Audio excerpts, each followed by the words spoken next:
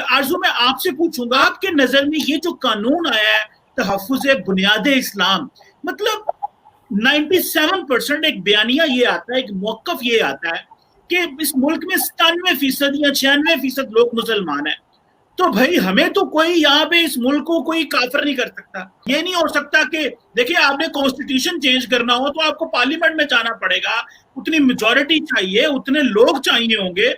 तो ये हम बार बार इतनी मजहबी लेजिस्लेशन और खासकर काफ लीग की तरफ से इसके आने की वजूहात क्या है? एज ए जर्नलिस्ट आप इसको कैसे रीड करती हैं?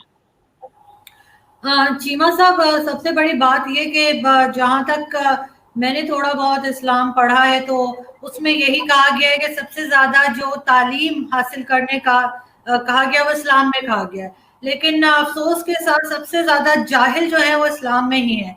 आप जैसे कह रहे थे यहाँ पे हम सब मुसलमान हैं और हर तरह के जो लोग यहाँ पे दूसरे मज़ाहिब के रहते हैं उनको तमाम राइट्स हैं, ऐसी कोई बात नहीं है। पहली बात तो हम सब यहाँ पे मुसलमान नहीं हैं, यहाँ पे दूसरे लोग भी रहते हैं जो किसी और मजहब को मानते हैं, वो भी रहते हैं, और उनके साथ जो ज्यादती होती है, उनके साथ जो जुल्म होता है वो आप भी जानते हैं, मैं भी जानती हूँ। एक जरा सा मंदिर बनने जा रहा था तो यहाँ पे सबका इस्लाम खतरे में पड़ गया। यहाँ पे ये एक आदत सी बन गई है लोगों की कि वो मजहब को बेचते हैं। पाकिस्तान में पाकिस्तान वाहिद इस्लामिक कंट्री है जहाँ पे मुसलमानों को मार मार के मजीद मुसलमान बनाया जाता है।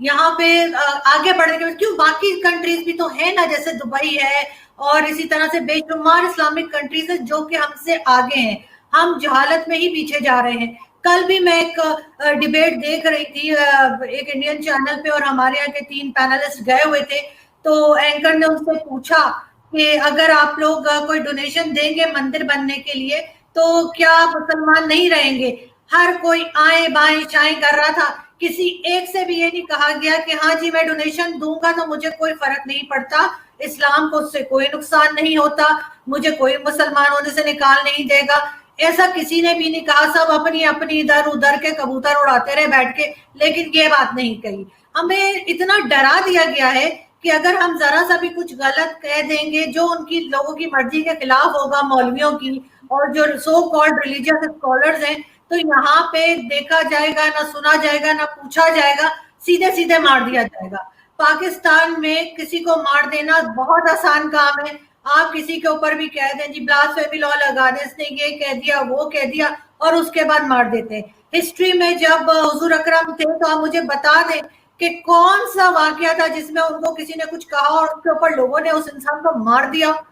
कभी भी हमें हिस्ट्री में एक सिंगल चीज हम नहीं बता सकते। यहाँ पे मौलवी जो है वो हर एक का अपना अलग अलग जैसे मजहब है, हर एक का अलग इस्लाम है, कोई कुछ बताएगा कोई कुछ बताएगा। अहमदीज है, अहमदीज को हम मुसलमान तो क्या, हम उनको इंसान ही नहीं समझते। हमारे यहाँ तो सऊदी अरब की हम ऐसे जैसे सऊदी अरब हमारा माई बाप लगता है, हर चीज में हम सऊदी अरब को फॉलो करेंगे, चाहे वो कुछ भी कर रहा हो, वो अमेरिका जो कहता है सऊदी अरब वही करता है। ये चीज हमें समझ में नहीं आती।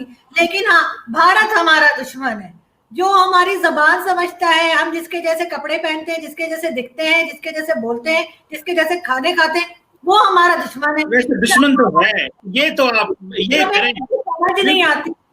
दुश्मन तो है, इसमें तो कोई शक नहीं है।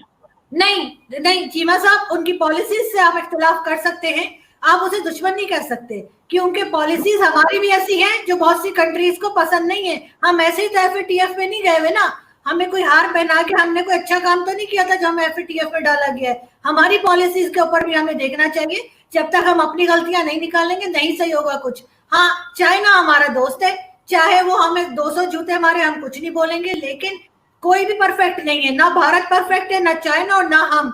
सिर्फ हमें एक दूसरे को बर्दाश्त करना सीखना होगा।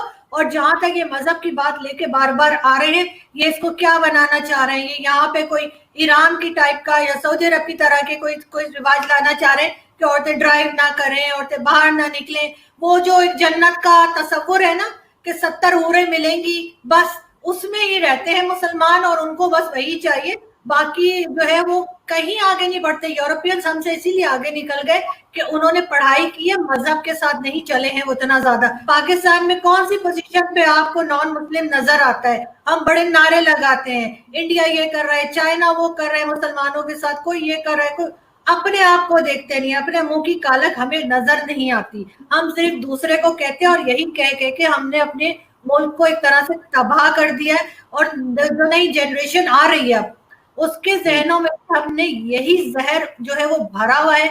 और आई एम वरीड के आगे जाके शायद हमारे जैसे जो हम 3 लोग या 4 लोग बैठे थे, हमारे जैसे लोग भी नहीं मिलेंगे, सिर्फ इसी किस्म के फ्रैटिक किस्म के मौलवी बैठे होंगे जो कहते हैं तस्वीर हराम है, मोबाइल हराम है, और ना कैमरे से हटने को तैयार है ना मोबाइल छोड़ने को तैयार है। हर चीज, भाई ऊँट पे जाओ नाच करते, क्यों जहाज में बैठते हो, क्यों काफिरों की बनाई हुई चीजें इस्तेमाल करते हैं। मुझे तो सच्ची चीमा साहब आप हंस रहे हैं कि मैं यकीन करें मुझे इतना गुस्सा आ रहा है लोगों के ऊपर कि इन्हें कोई काम नहीं, अजीब अजीब किस्म के बिल लाते रहते, ना हेल्थ पे काम करते हैं ना एजुकेशन पे काम करते हैं। लोग यहाँ पे भूखे मर रहे हैं, बिल देने को पैसे नहीं है, किसी का ऊपर कुछ काम नहीं हो रहा। हाँ, मजहब को पॉलिश कर करके लेकर आते हैं, हर एक अपना मजहब लाके वो बताएगा कि मैंने और जहरा ने दुपट्टे क्यों नहीं पहने, चीमा साहब ने दाढ़ी क्यों नहीं रखी, दाढ़ी का डिजाइन क्या होना चाहिए। मतलब बिल्कुल जैसे कहते हैं दिमाग खाली हो गए लोगों के। और दूसरा ये कि हमारे यहाँ तो ये हमेशा से रिवाज रहा है कि हम अपनी हिस्ट्री भी जो है वो बच्चों को गलत पढ़ा रहे हैं।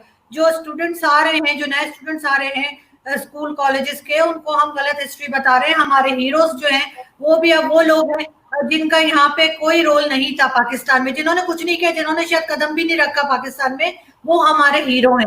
और जो हमारे हीरो हैं हम उनका नाम ही नहीं लेते, चाहे वो डॉक्टर अब्दुल सलाम हो या कोई हो, यहूद भाई हो, हम उनका नाम भी नहीं लेते। तो इसी तरह से बेसिकली हम बच्चों का ब्रेन वॉश करना चाह रहे हैं और उसमें उनको रोकना चाह रहे हैं। पाकिस्तान में बहुत से लोग ऐसे भी रहते हैं जो नॉन मुस्लिम है, अगर इनको हर जगह यही कहना है कि कुरान पढ़ाया जाए, तो जो नॉन मुस्लिम है उनके लिए भी एक हिसाब होना चाहिए कि वो अपने मजहब की किताब पढ़ेंगे। अगर कोई क्रिश्चियन है उसको स्कूल कॉलेज में बाइबल पढ़े, बाइबल का एग्जाम दे, अगर कोई हिंदू है तो वो गीता पढ़े, उसके एग्जाम्स दे।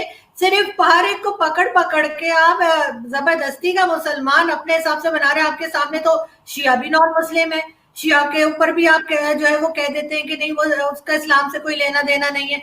तो इस तरह की चीजें लाके लोगों को रोकना, बच्चों को गलत हिस्ट्री पढ़ाना, गलत तरीके से मजहब पर सिखाना, ये तो हमारे हमेशा से रिवाज रहा है। हम जगहों के नाम बदल देते हैं और ऐसे ऐसे नाम, जैसे लायलपुर, फैसलाबाद उसका नाम रख दिया है। मुझे बताएं शाह फैसल कब किया था लायलपुर, कब उसने वहां पे जाके कदम रखा था, कब चाय पी थी, कब पकौड़े खाए थे, मुझे तो पता नहीं। अगर किसी को पता है तो मुझे बता दे।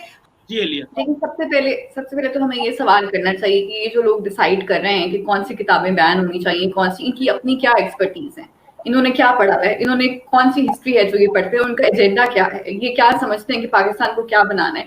अब मैं आपको बताती हूँ कि राय मंजूर साहब जो हैं, जो उसके डीजी हैं पंजाब टेक्सट बोर्ड के, अगर आपने ट्विटर पे देखा हो तो उनका ट्विटर अकाउंट है, उसके ऊपर से उन्होंने जो है वीडियोस को लाइक किया हुआ है।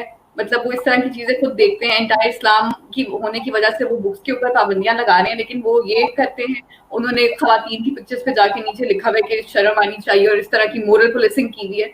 तो मतलब वो उनका अपना क्या कॉन्डक्ट है, ये भी तो हमें देखना चाहिए ना। ये कैसे वो डिसाइड कर सकते हैं कि ये कौन सी किताब बैन होगी और कौन सी नहीं, उनकी क्या उस मैटर के ऊपर उनकी क्या इतनी गिरफ्त है, क्या वो सोच अपनी कोई रखते हैं कि कौन सी जो है वो, और उनको क्या पता है पाकिस्तान का जो इंटेलेक्चुअल